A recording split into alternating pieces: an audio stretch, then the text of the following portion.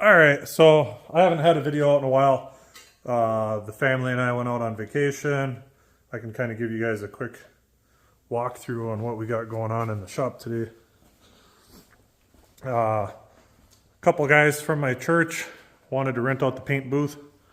They're working, I'm not sure what year this is. It's like a 40s or 50s, late 40s, early 50s Dodge. I'm not really too hip with the Dodge years. I can't really tell them apart like I can with the Chevys and the Fords. But they're just kind of doing like just a stock rebuild kind of. They just cleaned up the motor, replaced the head gasket. They did paint the frame. It's got, you know, new shocks, new exhaust, new brakes, new gas lines, new tank.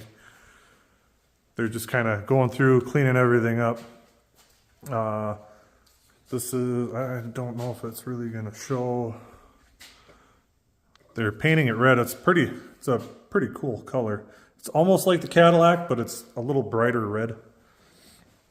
But these two guys, they go to my church, and it's actually a father and son, I should say. The son is going to school for automotive restoration, and they're trying to push to get this thing done before he graduates.